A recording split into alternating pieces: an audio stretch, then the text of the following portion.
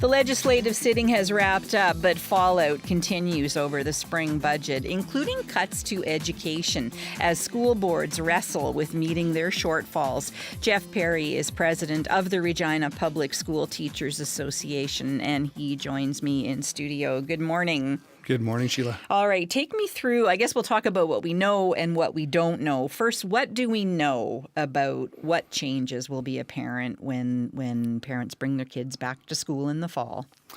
Well, I'm going to share two things, I guess, in that. One is in a positive sense. The one thing we do know is that the hardworking teachers and committed teachers are still going to be there in our classrooms. Where we're probably going to see a change is in the supports provided to those students. Which supports? We've had some cuts to some programming. Our early reading intervention team and some of our other support or specialized teaching staffs. So we've seen the reassignment of some roles of our teachers, our guidance counselors, our Aboriginal advocates, and our librarians. Okay, break that down a little bit. Guidance counselors, first of all, what have you seen there? So those teachers are going to be asked to assume classroom duties again. And so they won't have as much time, I suppose, for dealing with specific students' issues like they have in the past. Our librarians are cut back about 50% of their... What will be the impact of that? Well, librarians have very specialized duties and certainly skill sets that teachers in the classroom might not have. So when you're looking for research projects or other kinds of things like that, those teachers or those librarians can help them source materials and stuff for the children. If they don't have the time to do that, then that's going to fall back on a classroom teacher. And the loss of guidance counselor hours, what's the impact of that?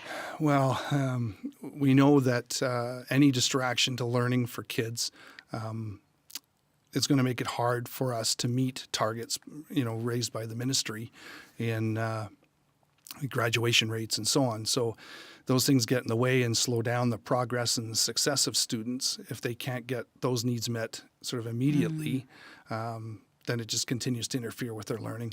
The early reading intervention, that gets my attention because I used to be a kindergarten grade 1 teacher, and I know how important that is to get kids off to a good start. What's happening there exactly? Well, that was a program brought in to really target sort of the grade 3 reading rates, and a program that we have taken in Regina Public as a very successful program in meeting some of those targets. So removing those teachers from those schools where we really were trying to target those rates, that's going to be challenging for us to continue to have that kind of success. Those preschool programs that we heard a lot about a while back, there was a plan to cut some preschool programs for children with special needs, and then the minister said, you can't do it. What's the latest on where that stands?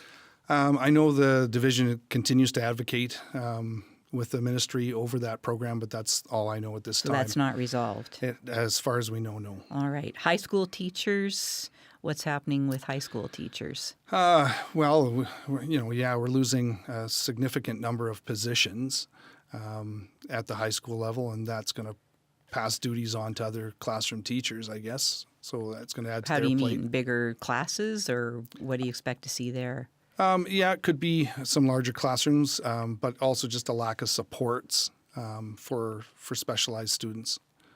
And some are being reassigned, high school teachers? Right. So those roles that I mentioned sort of before, the guidance, the Aboriginal advocates,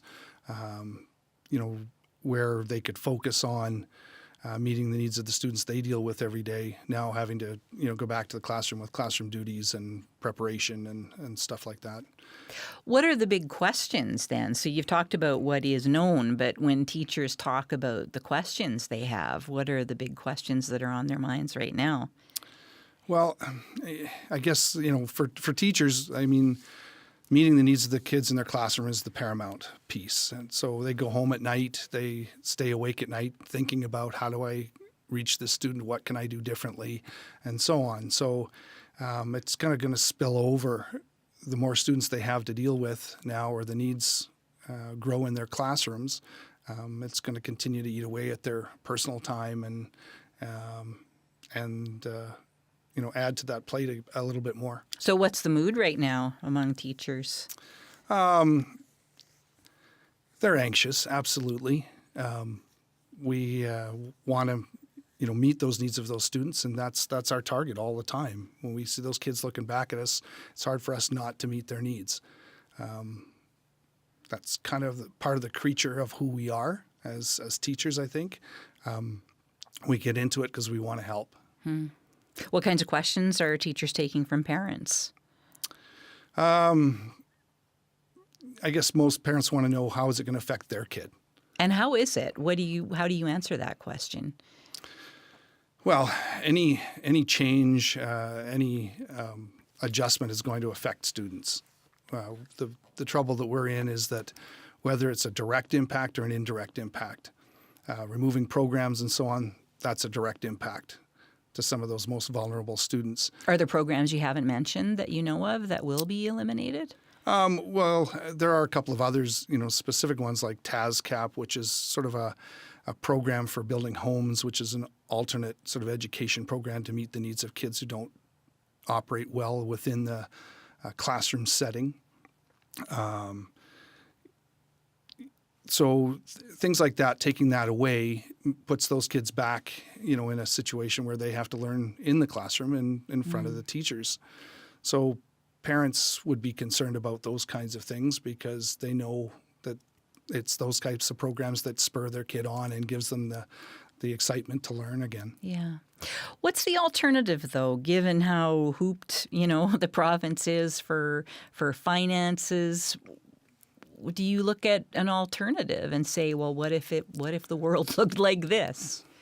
Well, I mean, we would love more money for sure to meet those needs. I think the biggest thing for me is that to look at education really shouldn't be at the whim of an economic cycle. For us to plan for change and to meet the needs of kids in the future, we need a far more long-term budget type process. So we can make those adjustments and think and move ahead. Reacting annually to here's your budget, and divisions are hand-strapped that way.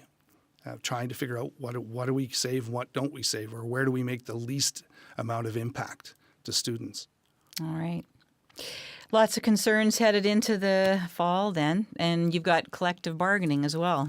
Yep. What's the mood on that front with teachers? I think it's a small distraction at the moment, especially for families who might have two teachers within the family, and what that impact might be. But more importantly, I think they're really focused on how it's going to impact their classrooms right now. All right. Thanks for coming in. Thanks.